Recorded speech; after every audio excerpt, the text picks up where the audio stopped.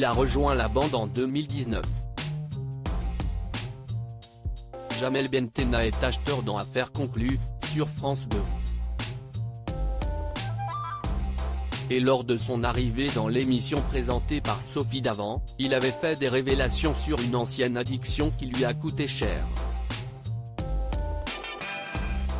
Avant d'être antiquaire brocanteur, l'époux de Séverine a eu 1000 vies. Il a tout d'abord fait une école de chaudronnier comme il l'a confié à Femme Actuelle. Mais cela ne lui a pas plu. Alors, après une journée, il a quitté la formation pour se tourner vers l'animation. Il encadrait des classes de neige et des classes vertes. Mais à l'âge de 18 ans, il a tout quitté pour l'armée.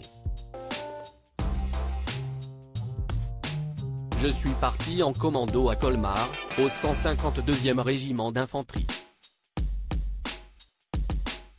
En rentrant de l'armée, j'ai travaillé dans le prêt-à-porter. Mon dernier emploi c'était chez Daniel Echter. Quand je l'ai quitté, j'ai ouvert mon premier magasin de vêtements à Colombes. C'est un métier qui me plaisait énormément, dans lequel j'ai bien gagné ma vie. Mon magasin tournait vraiment très bien, donc j'en avais pris un deuxième.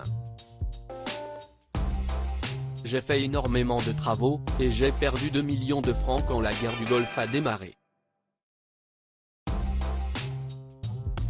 Je me suis retrouvé sans boulot, j'ai tout perdu, a précisé Jamel Bentenna.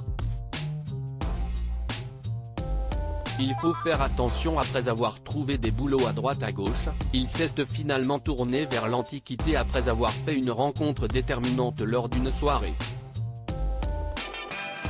Depuis, il a ses magasins au marché aux puces de Saint-Ouen et collabore avec sa femme pour les faire tourner. Je viens d'en acheter un troisième, mais avec tout ce qu'il se passe je ne sais pas si je vais pouvoir le garder, précisait-il à l'époque. C'est une chasseuse de tête, qui est passée aux puces, qu'il a repéré car il cherchait une personne pour Affaires conclues. Elle a aimé mon look, ma façon d'être. Elle m'a posé des questions, elle m'a filmé, m'a pris en photo pour proposer ma candidature. On a ensuite voulu me rencontrer.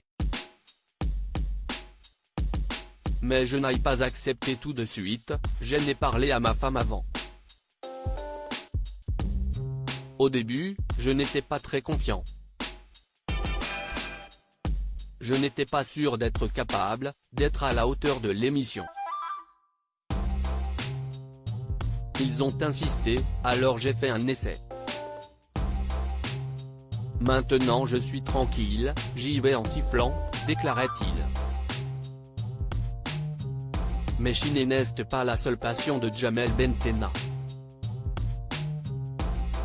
Il a avoué être un grand turfiste dans l'âme. J'ai fait mon premier ticket à 12 ans. Mon père m'envoyait au PMU, et comme on me connaissait là-bas, on me laissait jouer. C'est comme ça que ça a commencé. Pour en faire une passion, il faut faire attention et bien sûr en avoir les moyens. Je n'ose même pas vous dire combien je jouais par jour à une certaine époque. Heureusement que j'ai levé le pied, sinon je n'aurais jamais pu avoir tout ce que j'ai aujourd'hui, a-t-il conclu.